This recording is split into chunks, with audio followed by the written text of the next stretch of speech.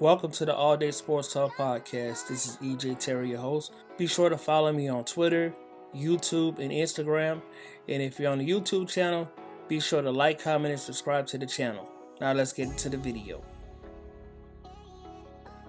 After recently meeting with Colts owner Jim Irsay, Jonathan Taylor has requested a trade.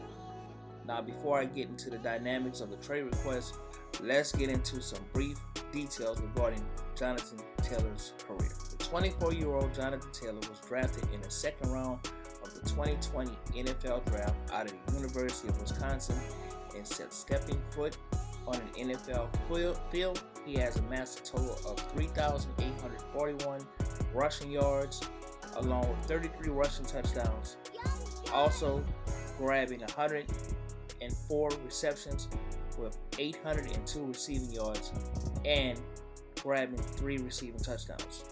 Now, highlight of his career so far include first team All-Pro in 2021 and becoming the NFL rushing leader and touchdown leader in the same year, 2021. The best season so far in his career. Now, last season was a drop. It was the worst season of his career so far, lowest games played, mainly due to injury, and the lowest carries, yards, and touchdowns. So here we are.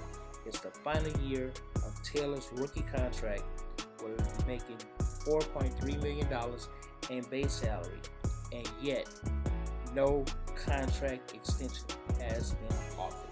Earlier this week, Irsay tweeted on Twitter, "We have negotiated a CBA that took years of effort and hard work and compromise in good faith by both sides to say now that a specific player category wants another negotiation after the fact is inappropriate. Some agents are selling bad faith."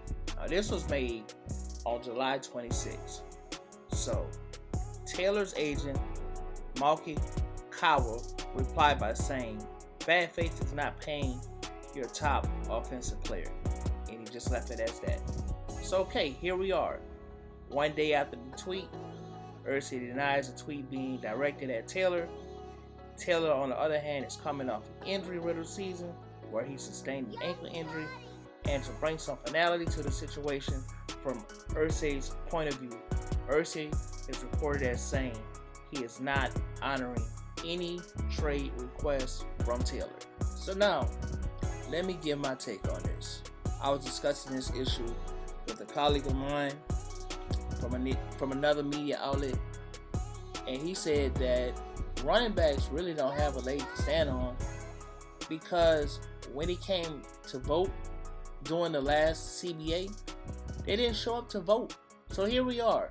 Running backs are being used profusely on the field, probably 50-60% of the time.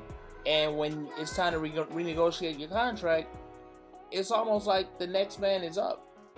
Because most teams right now are doing a running back by committee type of thing. And these owners are going to pay players that can go out there and produce.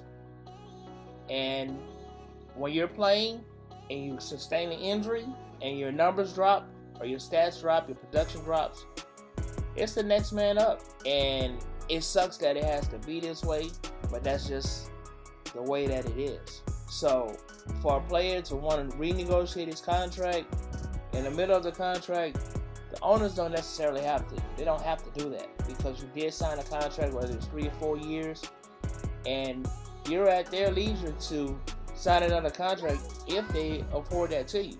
So when I give my perspective on it, I say to you, Jonathan Taylor, you can request a trade all you want to, but the owner or your boss, it's up to them to honor your request for the trade. So my advice to all running backs, when this new CBA comes out, get your ass out there and vote. Put your input in here, and don't buckle until you get a deal that you want, because you're going to see the same thing happens over again. Running backs that have put in good numbers and good production during their rookie contract years, and when it gets time to provide an extension or sign another contract, you're being overlooked by the new guy coming in. So that's my take on that. Jonathan Taylor, I wish you the best of luck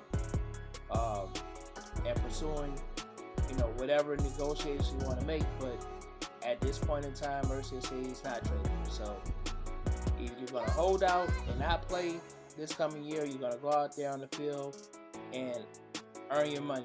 So either the Colts will re-sign you to another contract, or another team will look at you and sign you to a contract that's close to what you're asking for.